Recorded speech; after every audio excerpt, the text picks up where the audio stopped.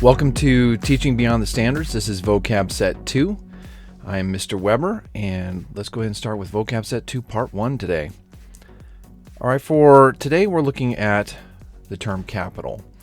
And capital is anything that a company or business uses to generate goods and services. So all their buildings, their equipment, their labor, anything that is needed to make their goods and services.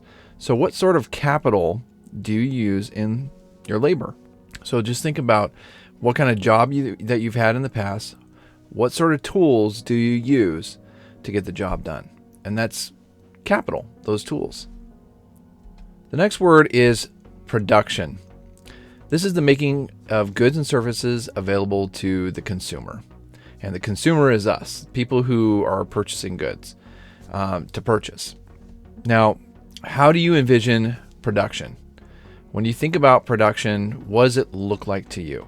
Now, I'm going to show you a quick clip of the Ford assembly line. And this is what it looked like when they first started using the assembly process. Now, as we get further into this, we're going to talk about what is a determinant of production. What makes a producer produce as many goods as it does? What drives the market? What kind of goods sell and what kind of goods do not sell? The consumer is the one that's supposed to drive the market, where people determine what products they want and what products they need. However, that might be changing where the producers are kind of telling the consumer what products they want and products they need. And it kind of seems a little bit backwards in the way that the market was originally created or comes into being. Usually someone says, hey, I need something to help my work to be easier. And usually I believe it is out of necessity is the mother of invention. So necessity is the mother of invention. It's basically when you need something, then you need an invention to help you with that need. For example, the washing machine has changed many, many ways to wash clothes. I mean, from going down to the creek to getting a washboard and scrubbing in a bucket to the old style where you had to manually turn it or have it run and then you had to have a wringer. Now you have a dryer. So, I mean, people have realized there are easier ways to do things, and technology has increased, and that's production. Production used to be to make people's lives better. Now it seems like production is changing, and I'm just kind of curious. That will be part of our discussion.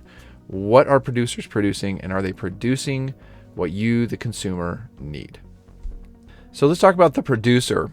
The producer is a new company or business that makes a product for market.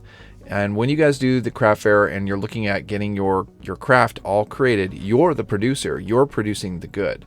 So the intention is to sell that product to consumers and to make a profit. So your goal is to produce something and then sell it above the cost that it took to make that product.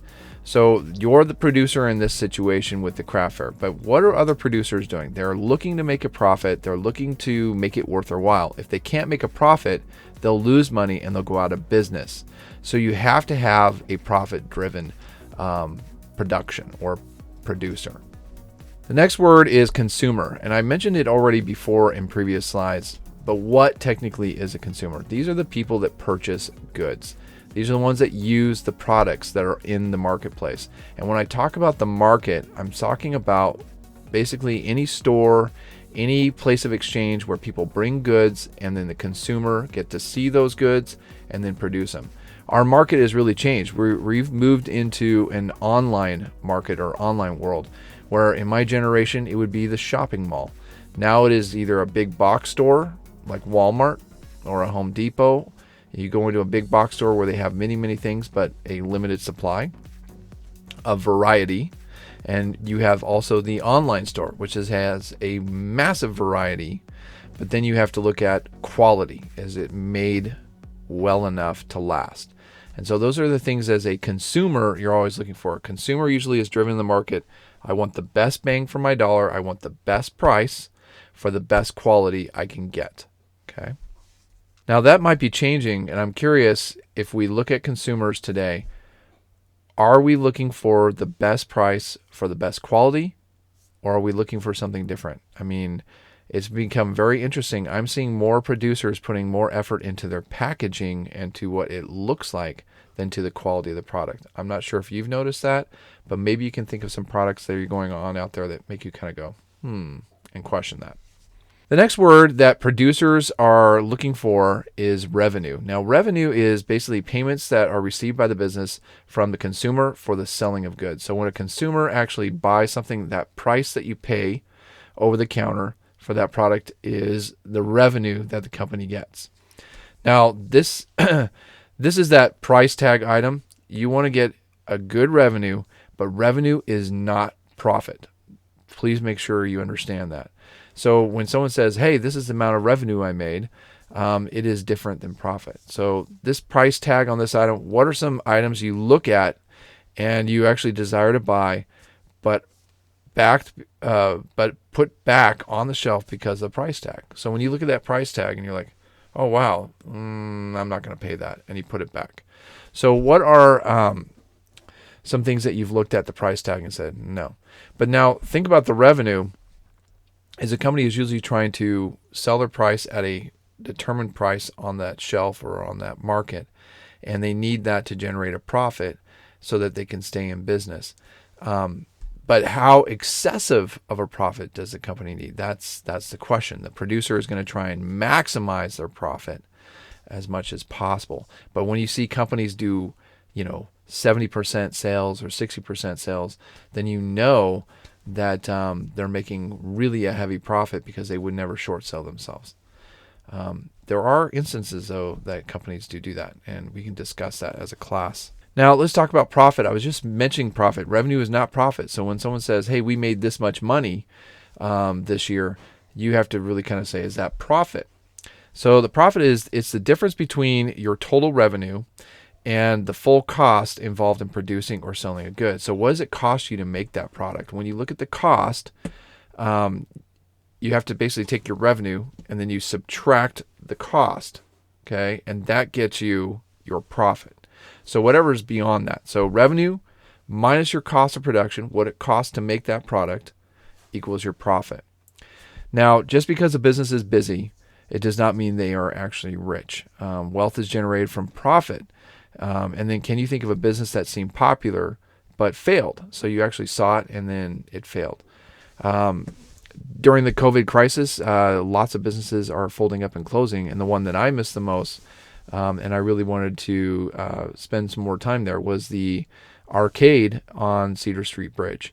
And I don't know if you guys ever visited it, but it's a very 80s classic arcade. A lot of the 80s and 90s games were there. And actually 80s, early 80s in some cases. But it was really fun to take my son there and just kind of share that nostalgia with him.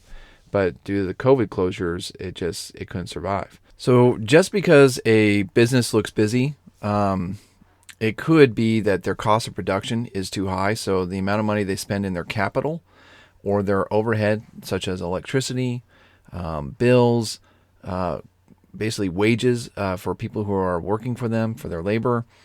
All these things add into the cost of production. When you guys do the craft fair, you're looking at all the material you need. You're looking at the amount of effort or work you put into your product. And your profit is going to be your wage, your hourly rate. And sometimes when you calculate that, it kind of gets real for people. So profit is the goal of every company. Every company wants a good profit. The higher the profit, the more incredible of a lifestyle you can live. Like you don't have to fear being in need or want. It really depends. But should profit be the goal to such an extent that you live such an exorbitant life? And that's an ethical question that you have to ask yourself and take into consideration what you decide to do with your business. I know a lot of large corporations and a lot of wealthy people who donate a lot of money to great causes and so forth, and they have great lives. It really kind of depends on the person. But profit is technically the goal of every business owner. Now, we're watching the video, The Corporation, and I just want to explain a little bit about the corporation, and these vocab notes are designed to kind of sync up with the video. But the next word is corporation. It is a legal entity that is owned by stockholders. These are people that buy shares in the company that are offered, and then their liability is limited to the value of their stock. So if you are investing in a company and that company does something really egregious or wrong, you're not liable except for if the company goes bankrupt, you lose your stock. So all your investment would be gone. For example, JCPenney's was doing really well for a while, and it was one of the stores that everybody was saying, hey, Sears went down, but JCPenney's is doing pretty good. And then once again, COVID crisis and the retail apocalypse that's actually occurring in our country before even COVID, you start to see the sales slump, and then people start losing faith in the company, and they start selling their stock, and then the stock is worth less and less until it goes bankrupt, and there's no value in that stock. JCPenney's is now being bought out by another company, and it'll be interesting to see what those stock options do in the future. But I'd like you guys to name 3 famous corporations that you know of besides JCPenney's that are major corporations, and those corporations that are actually very successful in this day and age. And then also, if you were considering buying stock in a corporation, which company would you want to invest in and why? The next thing that you heard is limited liability corporation or limited liability. Now, there are different types of ways to create a business, but if you are a limited liability corporation, it is a corporation is sued, this is the benefit of it, then the shareholders are not personally responsible. The corporation assumes the responsibility to represent itself in court and to pay debts from itself. So if a corporation gets sued, that corporation is responsible to represent itself in court, and you hire lawyers through that and so forth. But if you're the owner of the corporation, your wealth, your personal goods are not attached to the corporation. If the corporation has to make amends or pay, then it pays out of its own self, and if it basically has to pay more than what exists in the corporation will go bankrupt. All the values will be seized by the courts, everything will be liquidated, and then it will be distributed to the person or whatever's left to the person that sued the corporation. Sometimes it works differently where the corporation will go bankrupt and then it can't pay the damages in court. So just be aware of that. Now, there are some positive and negative examples of limited liability. So let me say some positive examples. Okay. Limited liability corporation. So let's say, for example, you are a small business and you become an LLC, and you are selling a good, like for example, my wife sells candles. And let's say you put a warning label on the bottom of the candle that says, hey, do not leave unattended. Make sure that, when you leave the room, you blow it out. But let's say someone says, you know what, I really, really like lighting a candle and irresponsibly just walking away and leaving it lit. And let's say they like to put it in their window right next to the drapes and then leave the window open with a slight breeze where the drapes are blowing a little bit back and forth over the candle. Let's say the candle catches the drapes on fire. The person wasn't home. They decided to go to the grocery store. They come home. They find out that the candle burnt down their house. Now they go, oh, Popper's, or my wife's candle is Popper's candle coming. Oh, she did it. It's her fault. It's her company. Popper's Candles would then go to court and say, hey, we have the warning label. This is negligence on the owner of the homeowner's part, and we would defend ourselves. Now, if we lost in court, then we would be basically paying to the owner, and the company would be liquidated because there's not much value in our company, and that would go to the person who won the lawsuit. Now, my personal house, my personal car, all these things that are not attached to the company would be secure because they weren't part of the company. The company itself has its own tax ID number, and it's secured and safe. Now, people who become what is called a sole proprietor, which we're going to talk about in a minute, the danger of that is they're the single owner to the company, but they have this, the sole proprietor is linked to the person's social security number. So if that company goes bankrupt or gets sued, then the person who is the sole proprietor everything that Social Security number is attached to is now subject to the courts. And that means if you bought your house under your Social Security number, then that house, that bank account, everything that is personal is now attached to that business. That is why a sole proprietorship is really not a wise thing to do in a world which is lawsuit happy. And it's unfortunate, but that's the times that we're in, is there's a lot of people that are sue happy. Let me explain, for example, this is a true story. It's an automotive story, and this is where it gets kind of ugly. Limited liability can actually protect a corporation with bad intentions. There is an automotive company that made a car that they wired the cruise control to be hot. And what I mean by hot is that when the key is turned on, the cruise control is on, and if the two wires crossed, and it would take, a weird sort of circumstances for it to happen, but if two wires crossed, the throttle would go to full throttle, and the car would speed immediately as fast as it could when it got shifted into gear. And anyway, it was horrible. So there were several accidents that were very bizarre, where people were saying that the car just took off. And here's a sad, some sad stories. And an elderly man drove through his garage and got killed. And they said, well, he was an old man, and he obviously picked the wrong foot with the wrong foot with the wrong pedal, made a mistake. But it got really worse when a woman drove through a church picnic and killed several of her friends at a church picnic. The car went into full throttle and blew through the picnic. This what happened is the car company knew this. The engineers sent a memo up the line and said, hey, this could go bad. If this wire crosses, if it grounds or something, or even if it wears out, people could die. This cruise control could go on full throttle and people could die. Well, the company went and called the accountants, and they said to the accountants, hey, we need to know, how much would it cost to recall this vehicle, to bring all of them back to fix this one module?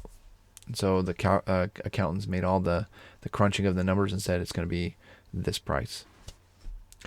And then they went to the lawyers and they said, hey, this is the odds of this happening. If we went to court, how many cases do you think you could win, and what would you charge us to go to court on this percentage of possible accidents?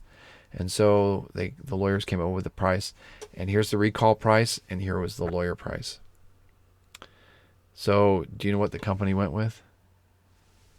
They went with the lawyer price. That means they willingly knew that people were going to die, and they were going to take their chances in court instead of bringing all the vehicles in and cut into the profits. Now that's where limited liability is dangerous, because people who make those decisions to put people's lives in danger for profit, that's icky. That's wrong. That's a terrible thing to do. It's unethical.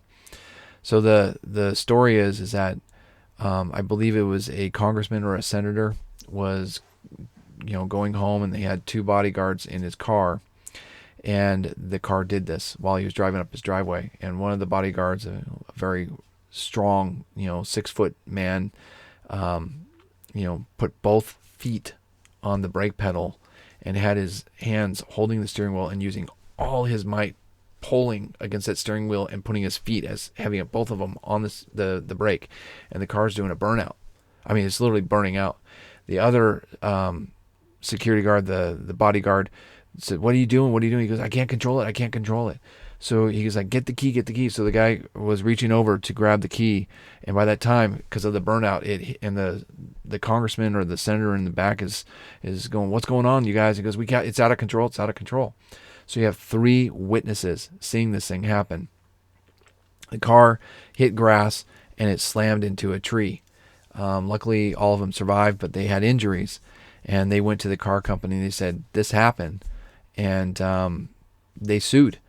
And what happened is the car company went to that congressman or senator, and they said, we're going to settle out of court. So they settled with all of them. Now, when the lawyers found out about this, they tried to get the testimony of the 2 bodyguards into court. And because of them settling out of court, the 2 bodyguards' testimony could not be admitted into court, or admitted into court because they signed an agreement where it was settled out of court and it could never be exposed. Now, that's kind of dirty legal tricks, but that's what lawyers do to protect their companies. And limited liability gives this option. Now, it also protects people from very foolish consumers. Don't get me wrong. And it's really something that needs to be there to protect people.